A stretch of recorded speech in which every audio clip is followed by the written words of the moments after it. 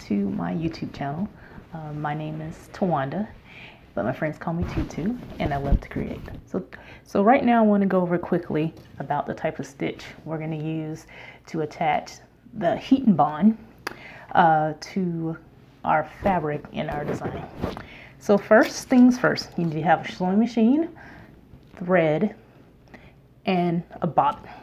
Now I'm going to use contrasting thread and bobbin so you guys can get an idea, so you can see a little bit clearer on the stitches to use. And then also, most importantly, I'd like to use either stretch needles or ballpoint when sewing knit, because if you use like the universal regular ones, it'll cause for skip stitches. So at least with the ballpoint or the stretch, they're pointier, so they're able to pass through the stretch fabric without skipping stitches. All right, so the machine that I'm using is a Brother brand, and I've been using Brother brand for years, and I really like them because they're simple to use, and yeah, I really like using them. So okay, so we're gonna start here. I'm threaded. So we're gonna start out with a zigzag stitch. Now the zigzag stitch will allow for, since remember our design doesn't have any fastenings, so we need to be able to allow the stretch to be able to put it on and off. So with the zigzag stitch, it allows the our design to still stretch with the garment. When someone is, like I said, putting it on or taking it off, it allows it to stretch without popping stitches, to a certain point, I should say. All right, so I'm going to start with zigzag stitching. So for my machine, number 4 is a zigzag stitching, and you can play with the length and the width that you would like your design that's going to be appliqued onto the front with. So I'm going to try a couple ones, then I'm going to try to see if I can show you guys what they're going to look like. All right, so I'm going to do first the standard stitch that's on my machine for the zigzag. Oh, do we not have... and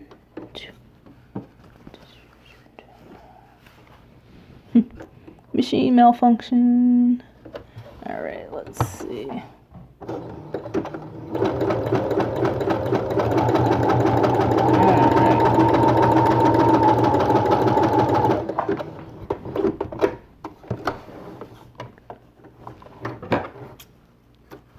Alright, so this is like the standard size of a stitch that is on my machine, and it's a good size for the applique actually.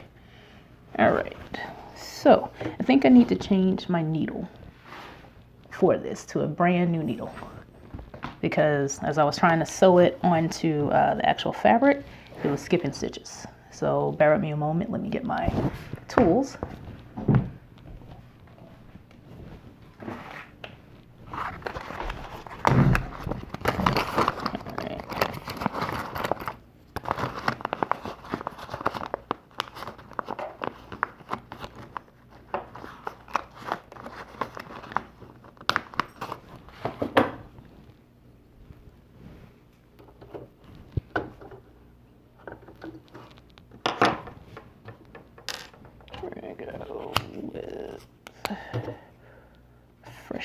So I'm choosing here to use a ballpoint number 9, which is the finest needle that I have in my that I have right now.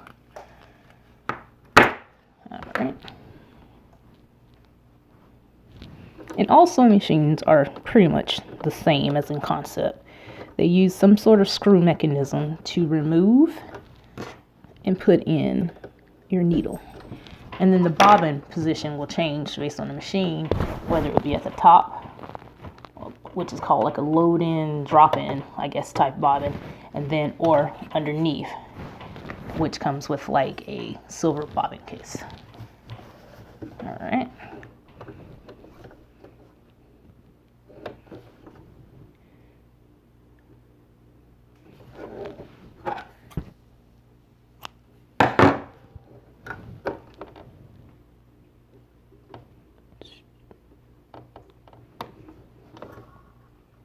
right, so let's try that again on top of our applique.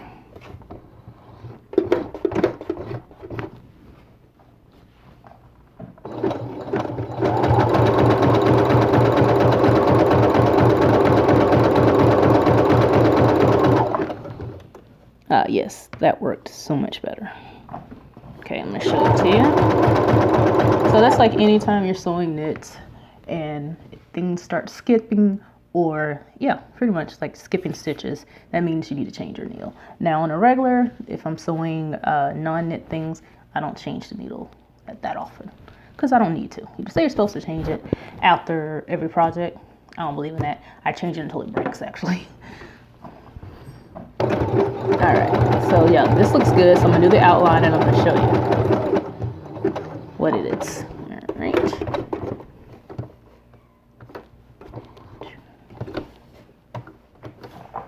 So I think for actually when I get to the point of sewing the actual applique on, I'm going to bring the shot down so it's more closer and you can see exactly how I'm going to stitch the applique on by showing how to pivot around corners, which isn't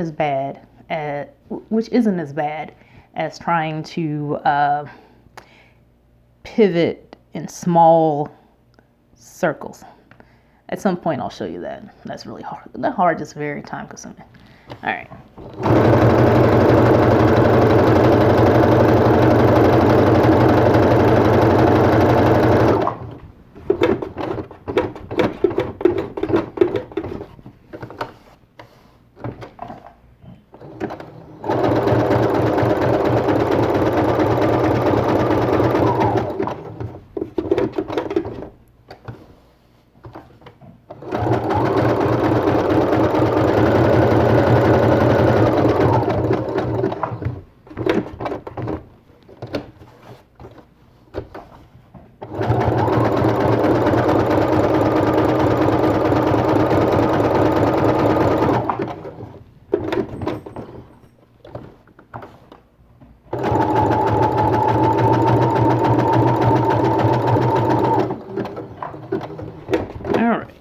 So I'm complete with stitching this down. Always make sure you back stitch before, well, when you start and when you're finished to help lock the stitch in. All right, so here we are.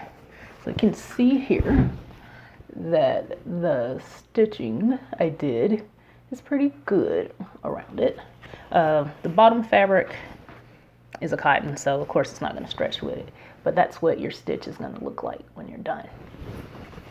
Okay, and my suggestion too is that you do get like with the pattern, you're going to have not use pieces. Use that as like practice, so that to practice to make sure your stitching is going to look good when you're going to lay down the applique for your design. All right, guys, I gotta head off to work now. So I'll be in touch or until next time. Thank you for viewing.